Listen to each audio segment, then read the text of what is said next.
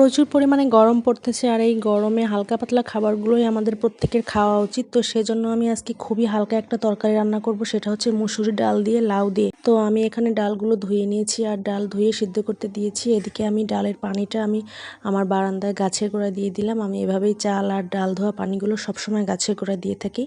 তো এদিকে আমি অন্যান্য কাজ করতে করতে আমার ডালটা সিদ্ধ হয়ে গিয়েছে। তারপরে আমি এ পর্যায়ে হলুদ আর লবণ দিয়ে দিলাম। ডাল সিদ্ধ করার সময় কখনোই লবণ আর হলুদ আগে দিতে হয় না, লবণ দিলে ডালটা সিদ্ধ হবে না। আর আগে থেকে যদি হলুদটা দেওয়া হয় তাহলে ডালের কালারটা নষ্ট হয়ে যাবে, ডালটা লাল হয়ে যাবে, দেখতে এরকম সুন্দর একটা কালার আসবে। তো আমি এখন ডালের পানি দিয়ে লাউগুলো দিয়ে দিয়েছি আর দিলাম এখানে 1 চামচ পরিমাণ আদা আর জিরা বাটা। তারপরে লাউগুলো সিদ্ধ করে নিব কিছুক্ষণের জন্য ফুটিয়ে নিয়ে। তারপরে এই যে লাউটা সিদ্ধ হওয়ার পরে এখানে দিয়ে দিলাম একটু টমেটো দিলে ডালটা একটু টক টক ভাব আসবে, খেতে খুব বেশি ভালো লাগবে।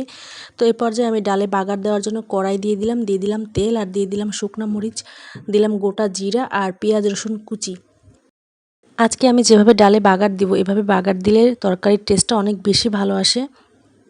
তো আমি এই পর্যায়ে দিলাম ধনিয়া পাতা, যার কারণে খুব সুন্দর একটা ফ্লেভার আসবে। আর দিয়ে দিলাম এখানে শুকনো মরিচের গুঁড়া, খুবই অল্প পরিমাণে, ঝাল হবে না কিন্তু কালার হবে খুব সুন্দর একটা ডালের, আর একটা ফ্লেভার আসে খুব সুন্দর। এই যে বাগার দিয়ে দিলাম, বাগার দেওয়ার পরে কি সুন্দর একটা লুক ক্রিয়েট হয়েছে দেখতেই পাচ্ছেন আপনারা। আর এই তরকারিটা দিয়ে আমি যে কি মজা করে ভাত খেয়েছি সেটা শুধু আমিই জানি।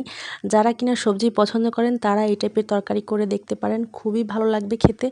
আর এই তরকারিটা আমি নিজের মন গড়া, আমার যেভাবে মনে হয়েছে ঠিক সেভাবে রান্না করেছি, কারো কোনো রেসিপি ফলো করে করিনি।